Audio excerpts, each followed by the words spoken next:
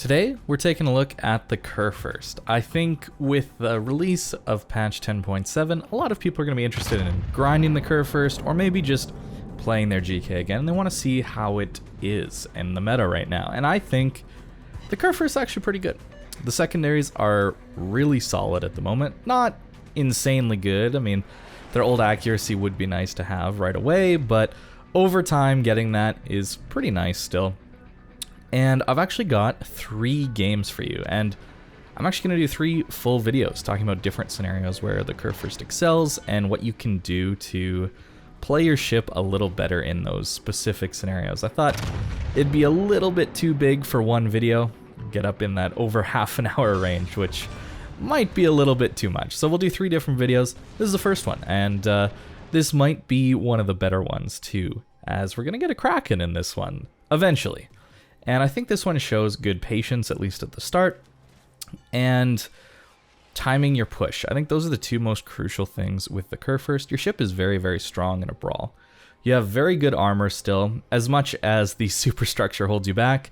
The rest of your armor is pretty good. Your turtleback makes it so you don't get citadeled, and, well, really having 50mm plating pretty much everywhere outside your superstructure allows you to shatter most HE. So you just have to worry about those fires. That's really all that it comes down to at that point. So armor-wise, GK is looking really good.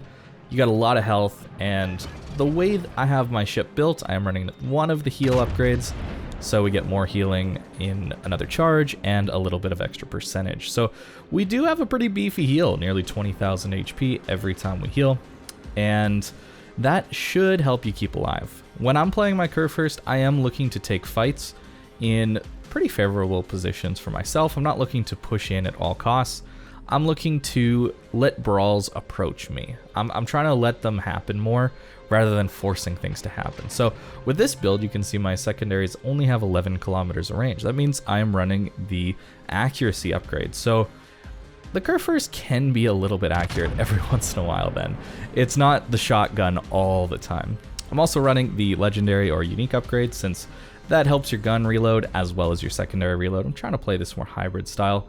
And while that does suck for your range, right, we only have 19 kilometers range base, we do have a spotter plane, and the vast majority of times we don't need that extra range on the Kurfürst. If you want a long range 406mm battleship and you're trying to play farther back, I'd suggest just playing Montana instead.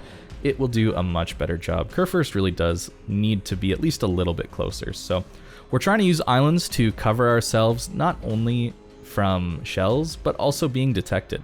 Being undetected is a very, very big deal for a battleship. Not everyone has the last known positions turned on your minimap. If you don't, you really should do that. That's the little gray dots, little gray ships you see on the minimap. That lets you know where a ship was last spotted.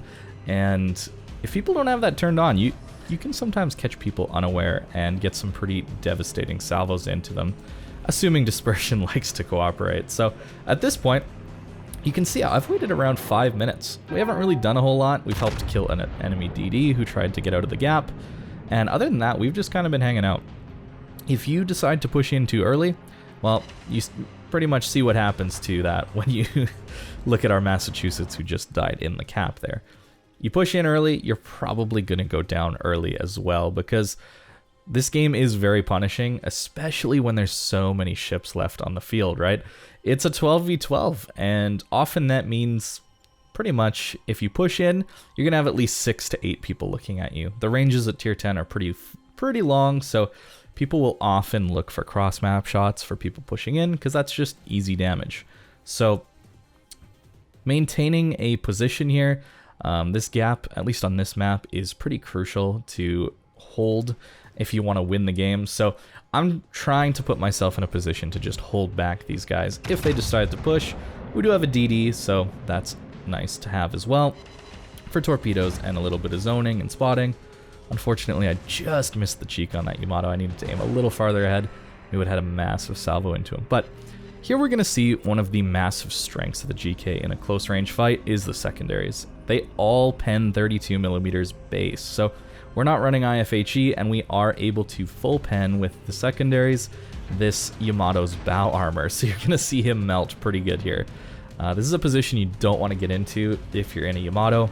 or really any battleship that has a 32mm bow. If you got an icebreaker, it's okay to do, but even then you're going to eat a ton of damage from these secondaries.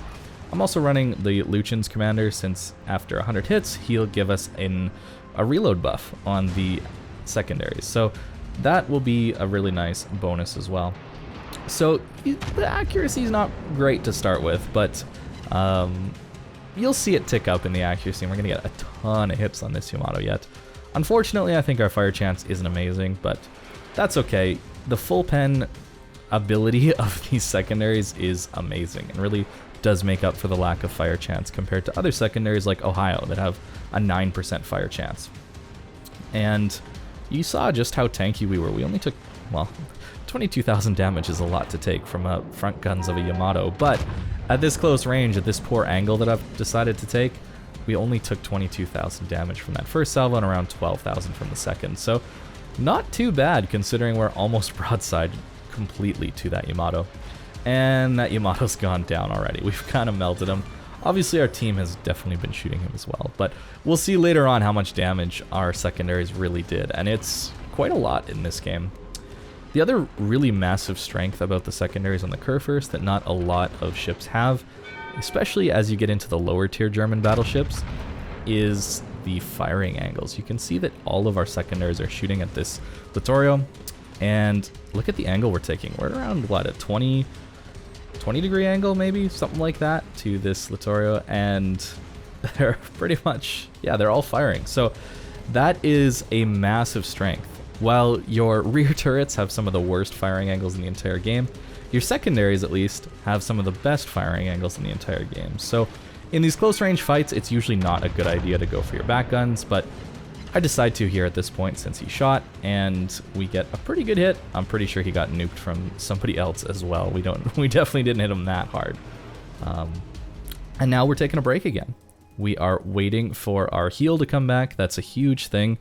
The heals don't come up nearly as fast as something like in Ohio, so you do want to take a fight, lose some health, but then try and get yourself into a position where you're covered and get some healing off. That's always what I'm looking to do. These kind of short range, short duration, bursty engagements. That's what I'm looking for here. So we get our heal off, and you can see our next heal isn't going to be too huge. So in around 60 seconds, I've got this sped up for you, but you can see on the timer there, our heal is going to be up soon. And once our heal's back up, then I want to push out and try and take some fights again. There's really no point in pushing out right now because I'm just going to lose HP and I won't have a heal ready to go. I'm always trying to consider what my consumables are at as far as their reload. We unfortunately don't have our Hydra right now. And there is a kid on the enemy team, so there's, 5 torpedoes that we do have to worry about. So we're going to probably end up eating one of those, maybe 2. And then we'll have our Hydra up again for the next set. So we're timed this good for our heal, but we didn't really time our Hydro particularly well in this example. But something you should be thinking about when playing a Kurfürst or any battleship, really.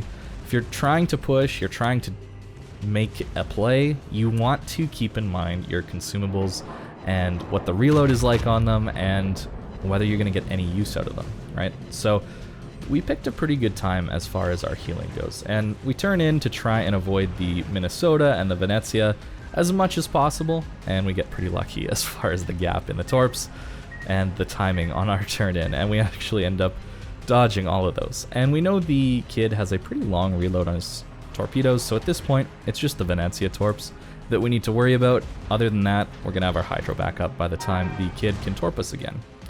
Here, I decided to shoot the Minnesota over the Venezia, and I also left my secondaries on that Minnesota until he died. This is very important because your secondaries will retain full accuracy if the target they're firing at dies, and all the accuracy you built up on them can now be switched to a new target. That is something I'm trying to think about more as I'm playing these secondary battleships, and even though that Venezia had a better angle for my secondaries, I waited. And even though it is only the 20% you're losing instead of the 25%, or maybe it was 70% you retain. So maybe it was 30% back when they released this skill tree. They did buff it to you retain 80% instead of, I think it was 70% you retain. So a nice buff there. But still, you do want to keep in mind who you're switching your target to and when you're switching your target to. I think that's one of the more difficult aspects of these new secondaries. If you're just constantly clicking onto new targets, you're really not going to get much benefit out of these secondaries. So really thinking hard about who you're selecting is important. And it's not like I don't switch, right? I switch to DDs all the time because any little bit of damage on a DD is always useful. But between cruisers and battleships, I often don't switch as much as I used to. And we did snag that Worcester for our 4th kill, and this Hipper for our 5th. And there's the Kraken. So we did get it at 150k, and this was the first game of the night for me. So a pretty good start to my session here. Much nicer than the way that Kaba video went the other day. So 262 secondary hits in this one, pretty insane. And that actually gave us second on the team. Second to a tier 8 DD. He must have played great, so we'll compliment him. And 52,000 raw damage out of our secondaries. And I think a lot of that probably came from that Yamato, because he kind of melted in front of us. So this just shows you the power of this ship in the current meta, assuming people push into you.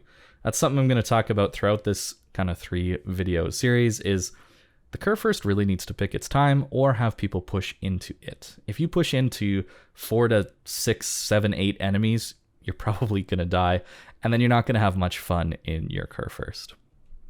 As far as the build that we're running on the Kurfürst at the moment, it is a bit of a hybrid build. I've traditionally done more of a full secondary build, but running the hybrid, I think, is a little bit better, especially now that the range has been buffed and your accuracy has been buffed. So we do take the 7 points for our secondaries, the extra healing, and the fire prevention. I think having both of these is better than having maybe fire prevention and concealment. It's hard to say, but depends how you want to play it, but I value the extra healing over the extra little bit of concealment.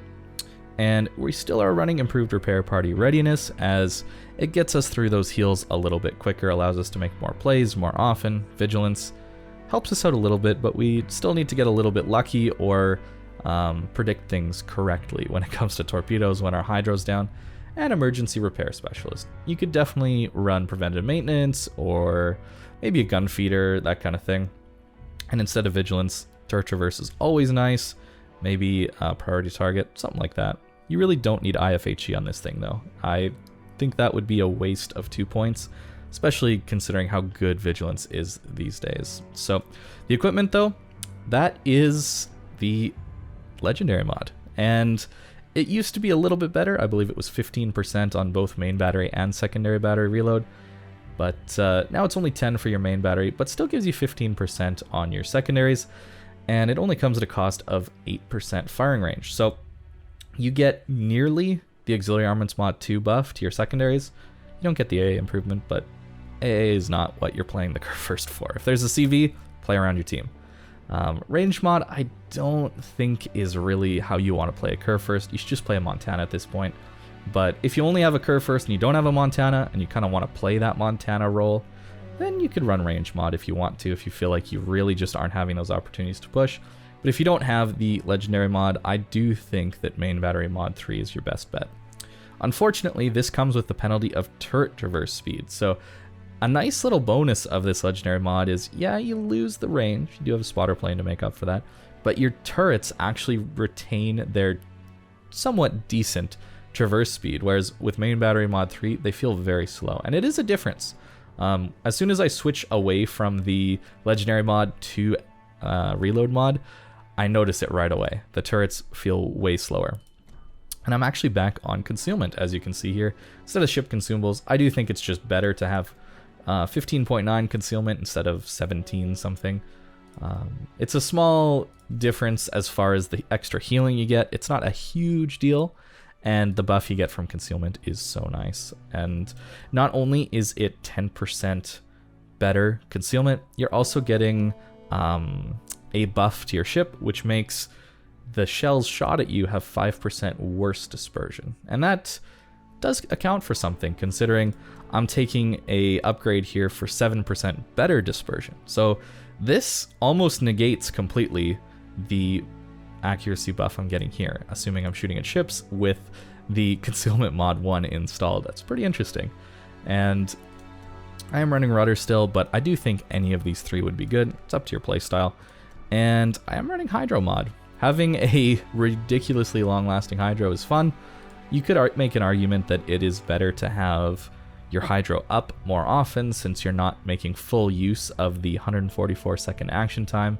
You'd be better off getting it on reload sooner, but since Superintendent no longer gives you extra planes and extra hydro, I think having a longer duration is nice. You no longer get those 4 hydros, you only get 3. So that's one of the reasons there. And I'm taking auxiliary armaments because I don't want my secondaries to die. If you're okay with secondaries dying more, or you're someone who's playing and your main guns get knocked out a lot, then definitely consider either taking preventive maintenance on your commander or taking main armaments mod. I think maybe main armaments mod would be better on ships like Pommern and Tirpitz, where your torpedoes die very, very quickly. As a last note, I am running the big guns on the Kurfürst. I just value the Alpha Strike and a little bit better pen at long range. I don't think that makes a huge difference, but having a little beefier Alpha, and as an added bonus, you get the Yamato gun sounds, so that's a little bit nice thing to have, and maybe a subconscious thing that makes me think I'm getting harder hitting salvos is the sound design, even though that's not strictly true. So that is the Kurfürst part 1. We're going to look at, in the next couple videos, a situation where you just can't win, but what can you do to have the best game you possibly can? And in the last one, we're going to really dive into patience and timing your push. I think that's the most valuable one, so stay tuned for that. But for this video, thank you very much for watching, and I hope you have a great day.